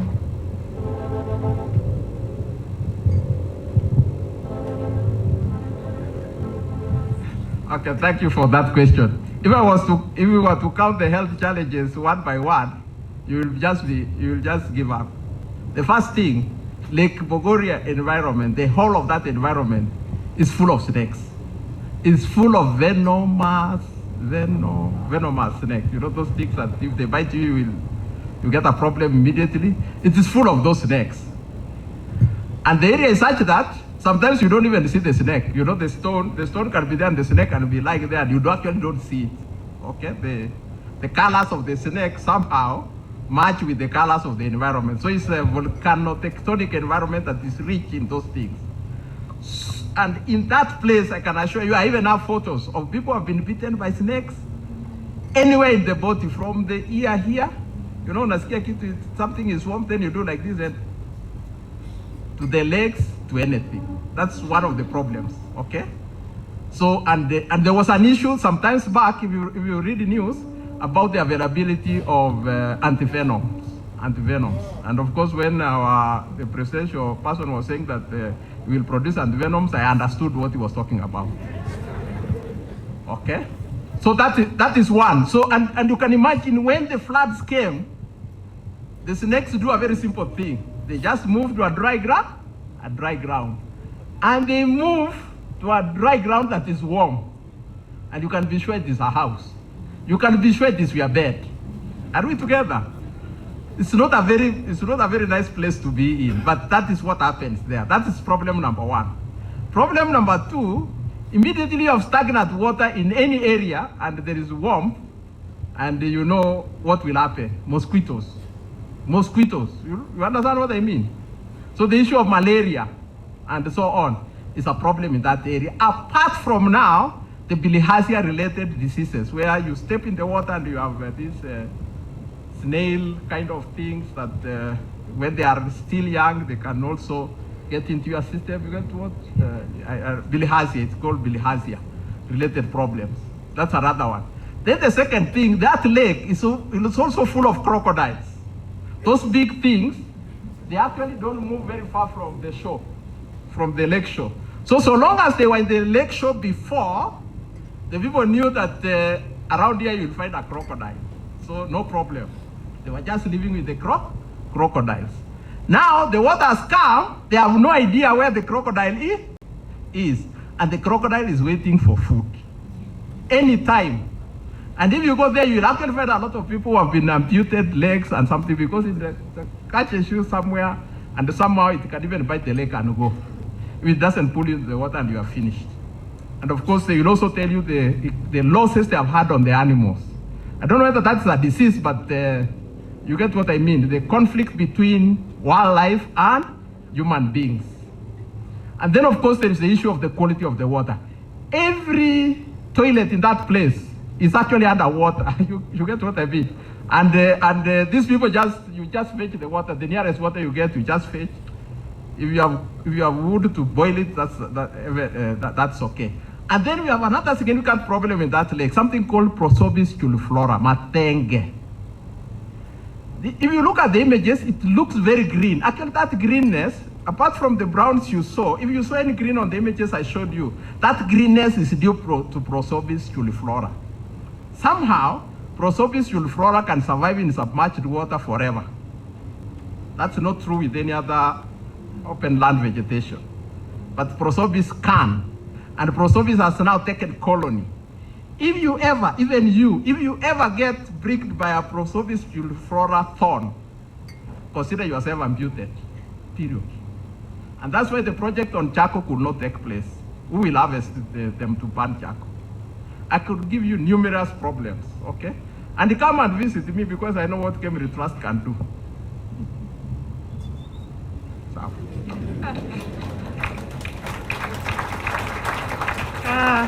You painted a very vivid picture of a situation where I don't want to be in. But it's a serious problem. We have one last question. A gentleman here in the front who had his microphone up for a while, and I forgot to look this way. So apologies. So my name is Angelo Sang from Kenya Airways, working as an integration developer. So I'd like to ask my question in a different angle.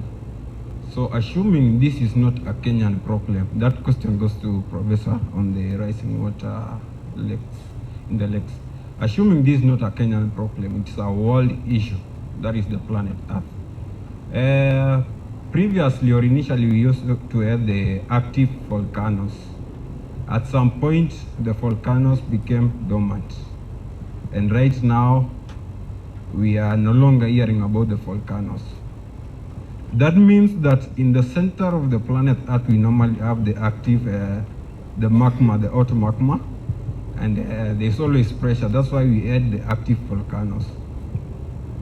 And since you said in the year 2010, there was a fall of the water levels to a level whereby you thought the lakes were disappearing.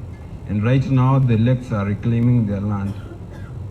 What if we think in this angle that the pressure that used to be released to the surface through the eruptions of the volcanoes is trapped at the center of the planet, so that at some level, the pressure is so high, causing the radius of the planet Earth to expand in a way.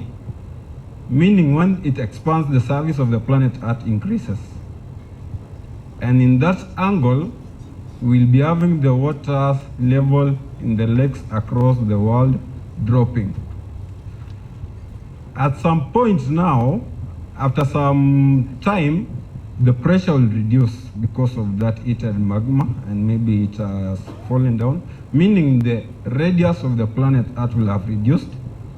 If it reduces, it means that the Earth's surface will reduce in a way, leading to the rise of the water in the lakes.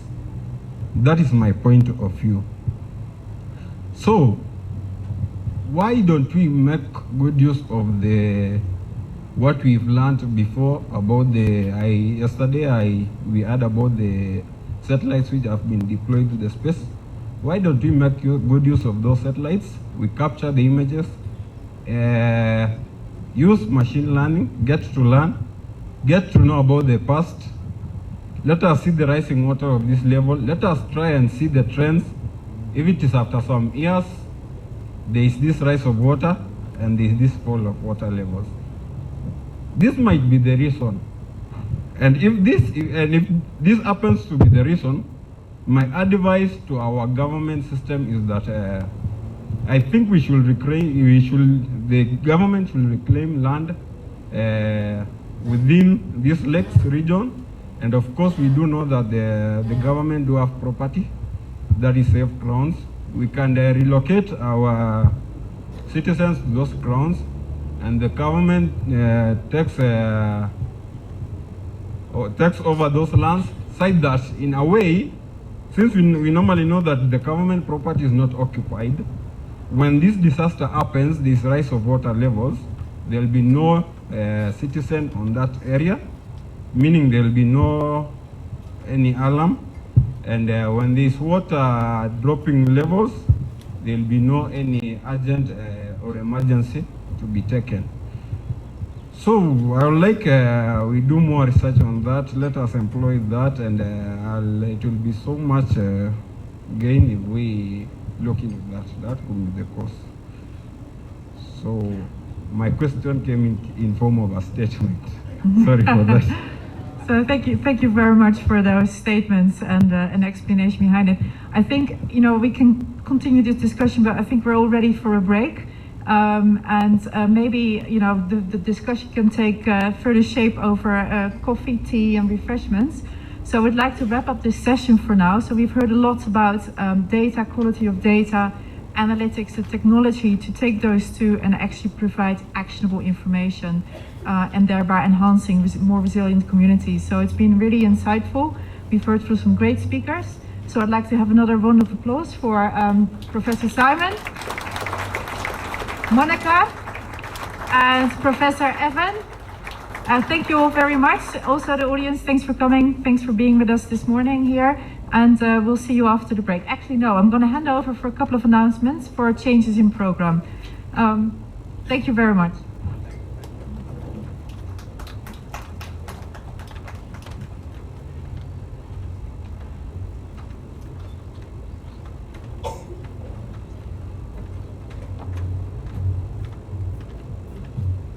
Good morning. We need to give some round of applause for Lorraine. She's done a wonderful job. Yeah, that was a wonderful session, and we can actually engage the speakers after this because they are still around, I believe. So you can find them and engage them, and in case you want to reach them or get their contact, we ask their permission, we share their contacts, then you can have more discussion. So just wanted to make some few announcements. Number one, drinking water is at both entrance. If you need some drinking water, the guys there the ushers will provide the water, but if it doesn't get to you, kindly go to either of the entrances and get your drinking water. And then we have changed the sessions. So if you're going to the agriculture team session, agriculture and food distribution systems, we shall remain here after tea break. So if you're interested in that session, kindly you can finish your tea and come back here. And then if you're going for the early warning and disaster preparedness session, it's going to happen at the conference hall, ground floor. But we have ushers holding placards in case you get lost. You can ask at the reception, you can ask myself or our colleagues, or anyone at the registration if you find yourself lost. We are going to have, because of time, 30 minutes for health break. So we've combined the health break. You can also pass through the booth and meet the speakers. Then from there, kindly let's keep time and go to the 2 sessions. In the afternoon, we shall also have 2 sessions. We have natural ecosystems and biodiversity conservation. We shall have it here. And then the capacity building session, we shall have it first floor, B7, is the computer lab there. But still we'll have ushers and placards, and we still remind you during the morning sessions. Kindly enjoy your tea and have a fruitful session. Thank you.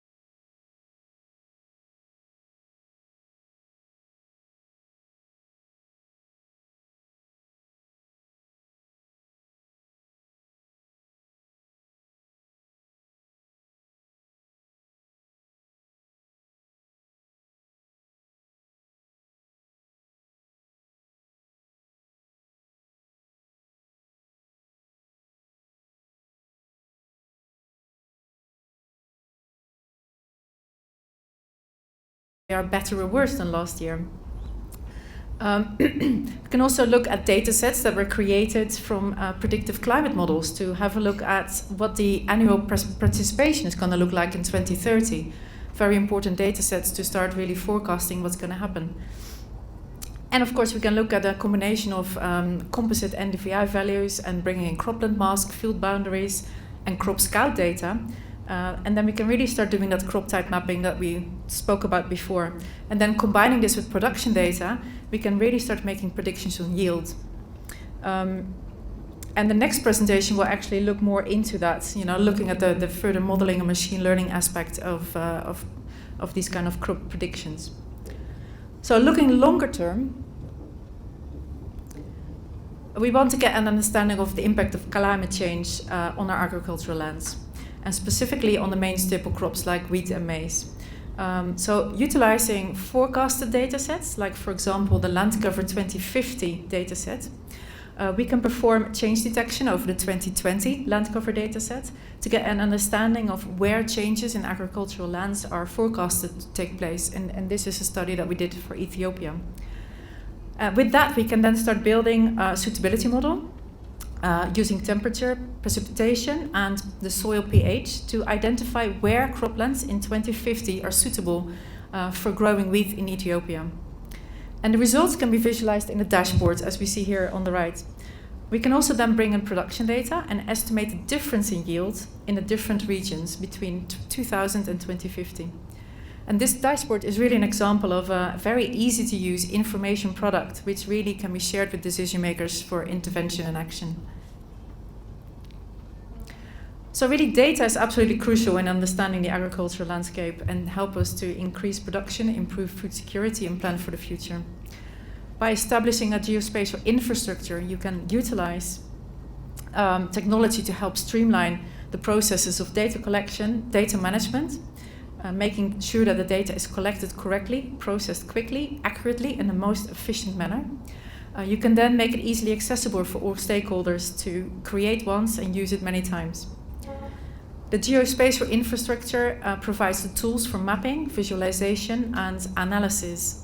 And with that data and analysis, we can create actionable information and share this information with the stakeholders in an easy way. So what's next, really? So in agriculture, we have this continuous stream of information that's coming in, and it's only going to get more. We already have tons of data, but the data is the new oil, as everybody says. It's only going to grow. Data is coming from imagery, data is coming from drones, it's coming from field workers. But with it comes a level of accuracy and understanding. The more data we have, the better we can train our models, and the more accurate forecasts we can create. And in turn, this provides more accurate forecasts for yields and also for decision making, obviously. So we really want to improve those practices to use technology and data to create that actionable information. And that will also help us with interventions to help plan for a more sustainable agricultural future. With that, I would like to finish. I think I'm right on time, hopefully. Thank you very much, and questions are going to come after. Thank you.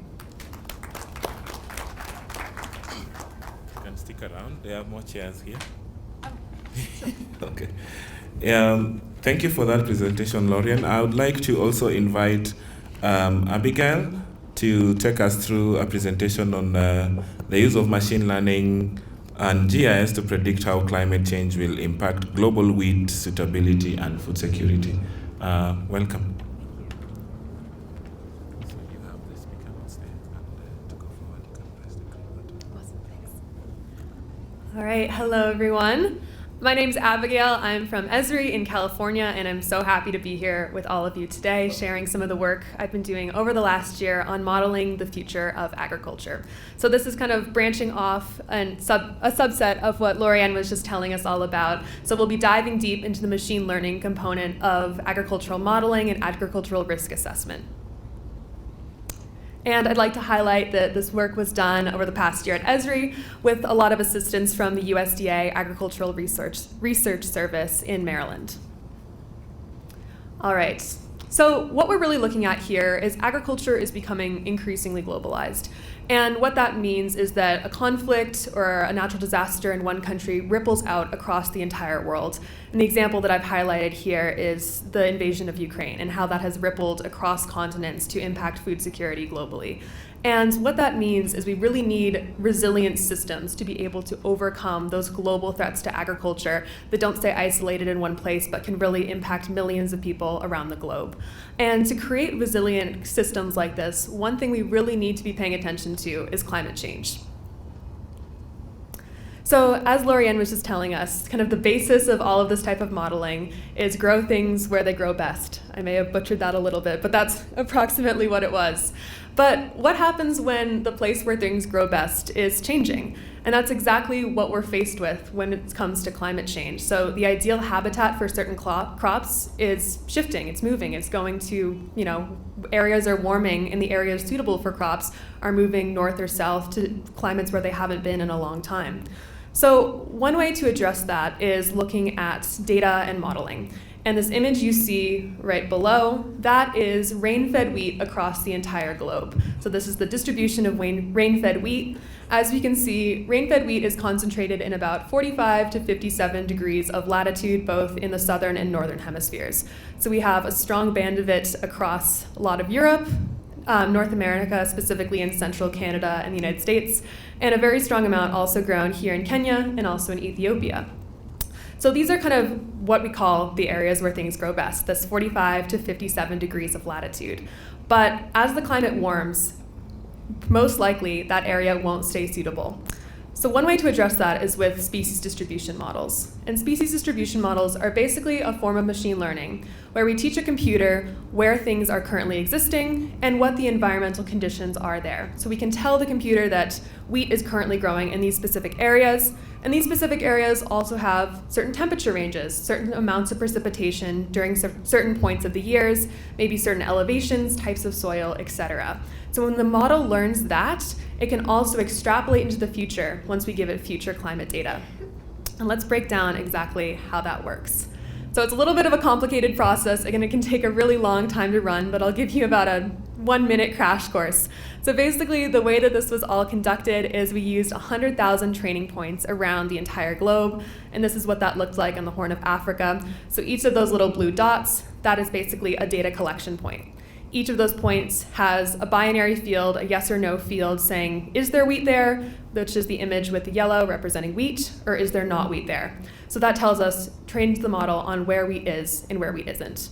And the image right behind that, that is daily high temperature in the summer. So this is also teaching our model where wheat is growing in relationship to how hot it can get in the hottest portions of the year. And I'd like to also highlight that this wheat data came from NASA Cropland database, which has really wonderful 1-kilometer resolution data for some major crop varieties around the world, and is another kind of amazing way that you can use open access data to do this type of analysis. And all the environmental data is from WorldClim, so it's a really holistic picture of the biosphere. And then we also included slope and elevation data as well.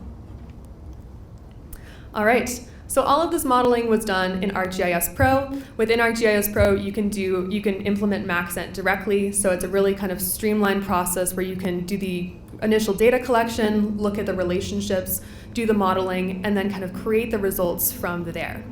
And what this can also tell us is some really interesting statistics about the temperature requirements of crops, like the range in which they are most found, when certain crops like to get their most rainfall, things like that, and it can give us a really good sense of accuracy for this entire modeling. So our whole modeling process here had about a 96% accuracy in terms of how much the data or the model was able to correctly classify where wheat was and where wheat wasn't. Wow, it's a tongue twister. But basically, 2 outputs you see here. I know they're a little bit small, but I'll do my best. These are our 2020 or our baseline wheat suitability maps. Again, you can see that 45 to 57 degrees of latitude range. And then the one below that is the change in wheat suitability by 2050. So it's a little hard to see, but if you look closely, specifically in, let's say, North America right there, you can see that the green has gotten a lot lighter, kind of yellow. that's an indication that wheat is becoming less suitable there, particularly in that part of the United States. We're looking at really extreme warming, up to 7 degrees Fahrenheit in some places, or about 3-4 degrees Celsius. So that's one area where we're going to see a lot of risk further on. Also, if you look across Eurasia, you're seeing a big jump north in latitude, which is pretty significant because that means that while we were talking about how agricultural risks ripple across the world, this means that the potential to grow wheat is going to be concentrated in fewer and fewer countries, specifically in northern latitudes, as that climate becomes more hospitable for wheat. But what's really important here is that we're not powerless in this. And I'd like to highlight, first of all, that this data comes with the worst case scenario climate data. So if we did nothing to prevent climate change, we kept all of our emissions increasing, this is what we'd be looking at. So first of all, we have the capacity to change that, and we're already on that track. And second of all, just being able to model all of this means that we have the capacity to anticipate and respond to those risks before they even hit us. So for example, this is looking at the change in wheat suitability, specifically in the Middle East. And what we're seeing is areas in kind of orange or red. Those are areas where wheat suitability is decreasing, particularly due to drought and due to higher temperatures. And then wheat suitability is increasing at particularly high altitude places in the Caucasus Mountains right there. Those climates are typically cooler, they will be warming. Them warming means they're going to be more suitable for wheat. So knowing all of this in advance means that we can anticipate the risks and we can begin to prepare for them. So that means things like we can change our irrigation patterns and our use of water to respond to risks like drought. We can look at different types of drought-resistant varieties of wheat. We can look at different kind of crop rotation and planning schedules to be able to do all of that. So it's not by any means saying that, we are faced with calamity here. We have the capacity to anticipate these risks and respond to them. And this is another way to summarize all of that data. So if you look at this image here, on the left, again, we see our areas growing the most wheat currently. And then this kind of graph portion on the right of that is showing us the changes in wheat suitability. So the yellow line is the baseline. That's where we see most wheat growing today. And the red line is the same thing, but for 2050. So anywhere where the yellow line is kind of above the red line, that means that wheat suitability is decreasing. So we see a pretty significant decrease for most of the globe, to be honest, but above areas of 55 degrees of latitude, as those areas warm kind of disproportionately in relation to the rest of the world, that's where we'll see kind of increases in wheat suitability. Yeah, so that wraps up my presentation. I hope you enjoyed, and I really look forward to taking all of your questions. Yeah, thanks, Abigail, for that. I think just to reiterate, note down any questions that you may have, and we'll handle it just after the last presentation. I would like to welcome the next presenter. I don't know if they are around, on assessment of vegetation loss. Yeah, please welcome. Chineye Mezie from the College of Education in Nsuge. I hope I got everything right. Yeah, but if I got something right, please, sorry for that. So to go ahead, you can press that, and then the slides are there. Thank you.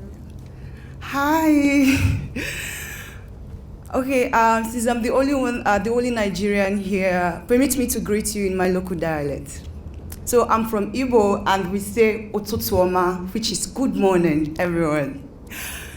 Okay, my name is Chineye Mezie, and I'm a licensed unmanned area vehicle pilot. I'm a geographer and a GIS analyst, maybe a baby GIS analyst, because I'm still new in the system.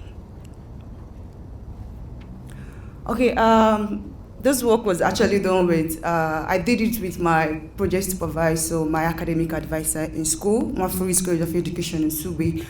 And the Joseph TV there is actually my startup company, a media company per se. So we're trying to use drones to, in different sectors of anything, agriculture, in constructions, and the rest of them. Okay. This paper analyzed the impact of urban development on vegetation loss within Anambra East Local Government Area of Anambra State. And satellite imagery was used, and the NDBI and NDVI, which is a normalized difference vegetation index and normalized difference BTOP index, was used. And the data sets were extracted from the images, ascertaining the spatial and temporal trends of the urbanization and its effects on vegetation within the study area. Yeah, and that is me. Okay, so this is a map of Nigeria showcasing the map of Anambra State, and then the map of Anambra State indicating my study area, which is Anambra East. Fortunately, this is where I actually attended my higher education. Nigeria is faced with a whole lot of problems, and vegetation is also not, vegetation loss is not left out, which is the reason why we actually venture into it, because we get to find out that the area of the Anambra East has started losing a whole lot of lands for agricultural product, because it's one of the main areas in Anambra that ventures into agriculture. And then we find out that the agriculture that's been experiencing changes on the rate of the agricultural produce due to urbanization and migration changes. The methodology we used, we downloaded the LASA data from the USGS Earth Explorer. The thematic mapper was downloaded for the 30th January 1980, the enhanced thematic mapper and the rest of them. So it's actually experimental research. It is for the evaluation of the effects of urbanization on vegetation, and the research is based on physical observation of the character of the topography of the research area, inventory taking of the land use, land cover in the study area, and the use of GIS to collect ground, GPS, to collect ground control points to be fed in the system for imagery analysis. And the data of these activities will form the findings and conclusion of the study. Okay, when we got the Landsat data, and this is what we were able to find. The images, the three images on top is the NDVI, Normalized Different Vegetation Index, from the 3 years that we used, from 1986, 2003, and 2020. Then the one other is the NDBI, which is Normalized Difference Built-Up Index. And then we found out that because of the increase in built-up areas in the area, we led to reduction in vegetation in the area. So what was the cause? It was because of the higher institution that was built there. And you know what urbanization is all about? When a rural area starts transforming into an urban area, which will also lead to a whole lot of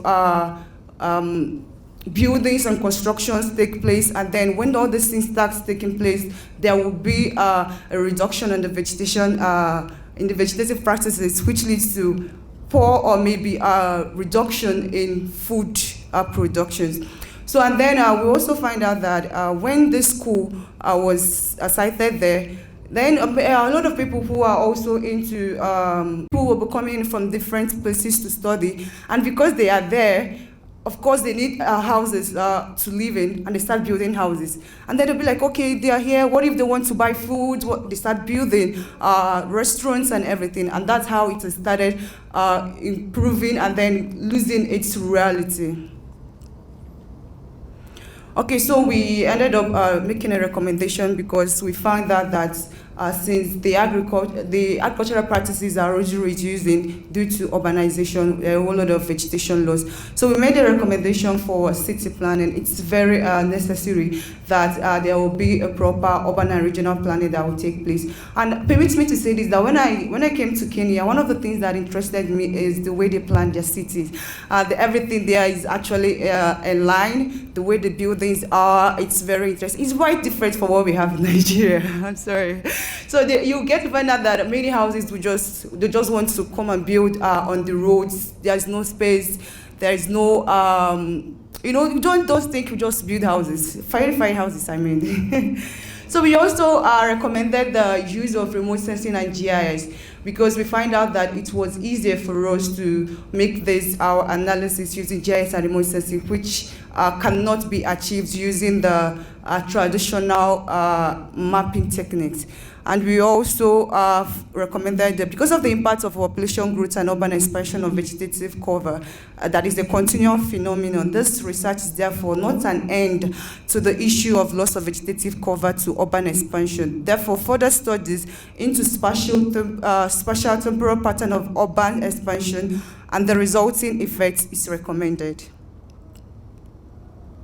So the conclusion, the results of this research revealed that between 1986 and 2020, there had been a consistent increase in the spatial extent of built-up areas within the study area, with this class covering 30% of the entire study area in 2020, whereas it was covering a major 11% in 1986, and it was discovered that while the spatial extent of the built-up of the study increases, the corresponding decline in vegetative cover was also observed between the periods of the study area.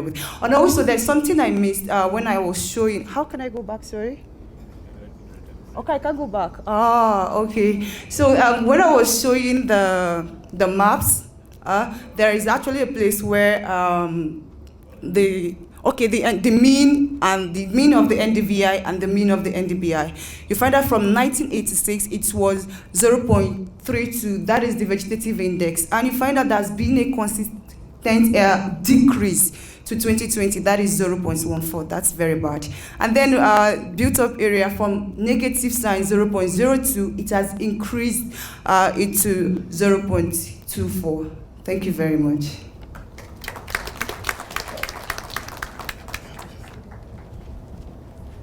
Yeah, thank you very much, presenters. I'm not sure, we had a video that we faced challenges playing. Is it okay now?